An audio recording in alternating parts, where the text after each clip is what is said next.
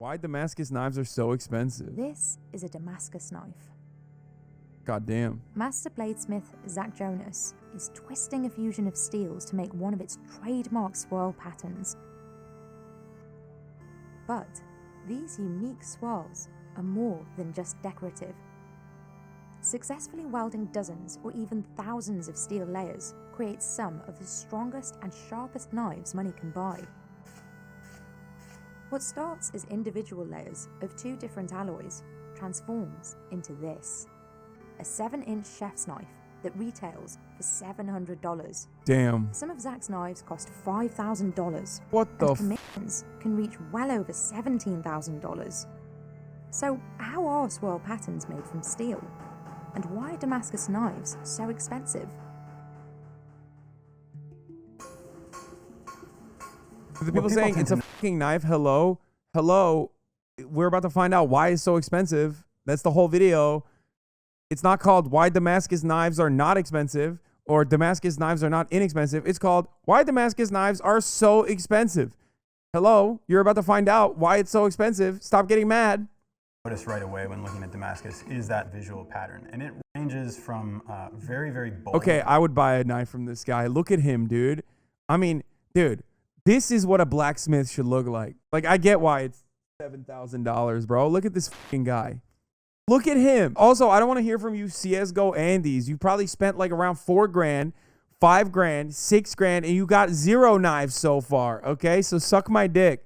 At least that's a real knife in the real world that you can actually cut shit with, and not a digital knife that you don't even have yet. Bold and big layers to very, very fine and shimmery layers. And you're gonna see that pattern jump out at you, and you're gonna see the way the light plays off of it, and it's gonna shimmer and look almost holographic at times. The bladesmithing community refers to this effect as chatoyance, or the shine of a cat's eye. Aside from the striking pattern, quality Damascus knives are known to be hard but flexible and able to maintain a sharp edge. Okay, some of those cuts are not that impressive, okay? Like listen, the really thin slice were impressive. And then he was just like cutting normal cucumbers. It's like this thick. I could do that with a butter knife, dog. You mean? Zach starts by layering 2 different kinds of high carbon steel. Managing the layers means more work for the smith. And while high-end mono steel knives may perform similarly, Damascus knives are coveted for their striking appearance and the craftsmanship required to achieve it. Zach puts the stack in the forge and heats it to about 2,300 degrees Fahrenheit.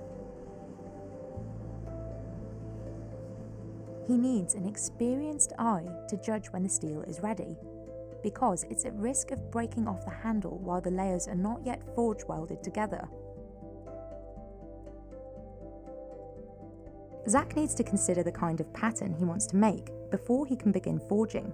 A bold pattern means fewer layers, and a more intricate pattern can require several thousand. Oh my God. So many layers to achieve his intended design means lots of things can go wrong. Out of thousands of hammer strikes, a single blow in the wrong place can ruin the pattern. Even when the pattern is done to perfection, Zach has to forge the steel into a knife without distorting the design. And if he forges the steel when it's too cold, it can crack, and he has to start over, which for Damascus Steel can mean losing weeks worth of work. Once he forge welds the steel into a long bar, Zach can begin folding over the layers. The layer count has the most effect on the price. The more layers, the more folding and work for Zach, which means a higher price point. The pattern on this particular knife, called Texas Wind, has a... Dude, this video is just straight up lying. Advanced techniques, something literally any blacksmith can do. Damascus is about as special as diamonds. From what I understand, as someone who is a professional blacksmith, who has done professional blacksmithing, a lot of the stuff that she's describing is just like basic knife making. But the only difference is that its pattern is unique. That's what it is, right? Like, it just has a unique and very cool pattern. And in order to maintain that cool and unique pattern, you have to be very careful and very deliberate with all of your strikes. You can't just like fucking randomly strike at it. It costs so much because it's a human making it by hand rather than a machine shitting out 100 a day. Yeah. These knives are worth a 600 plus price, but only if you cook often. I have one and I love my knife. It was a game changer. Has only 45 layers, which is why Zach sells it for just under $1,000. But his more expensive knives can have 5,000 layers. Holy f***, and look at that that. can take a month to Bro, this is some Dan Flash's ass shit, dude. Look at the complicated patterns, brother. complete, giving it a higher price tag. So you can see I'm twisting the steel with this wrench. It's got to be real hot. If it gets too cool, the layers will want to shear and come apart, and then the piece is trash. I'm keeping track of the rate that I'm twisting at and counting as I go. This technique is specific to twist Damascus, and it creates star-like patterns on the steel. Too much twisting and the steel will want to shear, but the tighter the twist, the more dramatic the pattern. And that'll do it.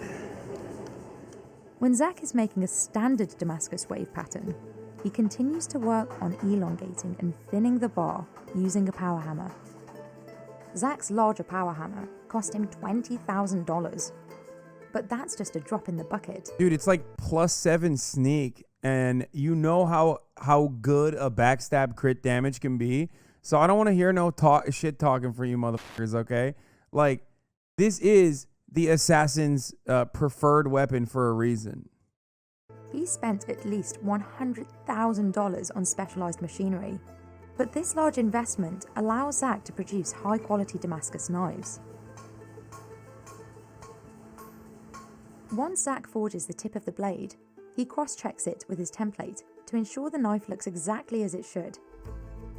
Now it needs to undergo a metallurgical change, which is called heat treatment, and this part is hardening. And Like, a lot of the stuff that he's explaining is just like basic knife making, by the way. Again, as a professional knife maker who has made a knife but never really fully finished it, I am the foremost authority to talk on the subject. And he's basically describing how all blacksmithing by hand works. For those of you who are not professional knife makers like myself, you know, I will do the honors and explain it to you, like, fear not, you know what I mean? 'Cause I'm sure you're like worried, concerned, don't understand it. Like, I am a professional knife maker. without doing this, the thing might be shaped like a knife, but it won't behave like a knife. It won't take an edge, it won't hold an edge. So the heat treatment is really, really a critical process, and it determines the metallurgy and therefore the performance of the finished knife.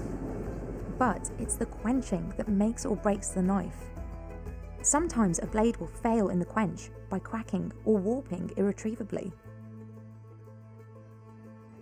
Looks like the blade came through the hardening. I mean, here, if you want to know. At first it was fun, then scary, then fun again, then spooky, but in a fun way. I love this fight. Yeah. Like, there's footage. Process really well. It's straight, it doesn't have much warping. Little warps can be corrected, and I can see that the scale has blown away from the surface of the steel here, which tells me that the steel has contracted and become hard, and that's what I was looking for. So now this is ready for finish grinding and then a handle.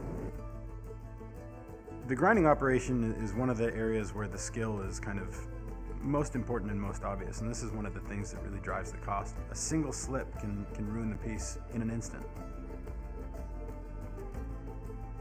The handle is also an important factor when pricing the final product. Some materials, like local maple, are more affordable for Zach, but this Arizona ironwood costs him 10 times as much. It's also a harder wood than maple and requires more work to shape. Zach designs the handles so they serve the purpose of the knife. He makes kitchen knife handles slim, but large enough for the chef to have a firm grip. A hunting knife, on the other hand, requires different properties. It might be used with cold or wet hands, which can cause them to slip. The final step in creating a Damascus knife is the etching, which makes the pattern bolder to the eye. Once dipped in the etchant mixture, one of the alloys oxidizes and turns darker, while the other alloy resists, maintaining its color. Now, the Damascus pattern is revealed. But Zach isn't done yet. He needs to assess the quality of his creation. Let's test the edge. And I use paper for this. This is a simple test. It should glide through with no problem. This knife is razor sharp with no dullness that needs adjusting. It's ready to sell to chefs like Diego Moya. Diego has been a chef for 27 years and focuses on vegetable cookery. I've had some sharp knives, but this one kind of out of the gate just feels like it glides through without any resistance at all. It's pretty amazing. It just does exactly what your arm wants it to do. You don't have to fight it. He's using a 10-inch chef's knife made by Zach, which costs $1,200. I think the experience is one of effortlessness. I think you just forget that you're using a knife. And $50 knives are as much sharp as that? Okay, bro. Like, the thing I don't understand about this is, like, why you say things like this. Like, as though we haven't tested this, you know what I mean? Like, I cook a lot. I know what a $50 knife cuts like, and I know what expensive knives cut like. I've never used one of these, but, like, you're wrong. You can make any kind of knife sharp if you want. This is more so about the durability of the fucking edge. Okay? But ultimately, you're wrong on the $50 knife part anyway, because no fucking shit-ass knife that you buy is going to be, like, this good. I think that when you forget you're using a knife and you use your arm to produce the cutting motion, that's pure bliss. For this kind of experience, you have to pay the price. Zach's buyers typically know the work that's gone into the knife they purchase and the skill level required to make a quality Damascus knife. Zach is one of the fewer than 200 master bladesmiths designated by the American Bladesmith Society. To earn the title, they must successfully produce a Damascus blade with a minimum of 300 layers. The blade must be strong, tough, sharp, and balanced. In Zach's case, he had to take the test twice before getting the Mastersmith title. The knife performance test includes cutting through a 2x4 and even shaving hair off his arm. But it was the presentation test that set Zach back because of a 10-degree misalignment in the handle.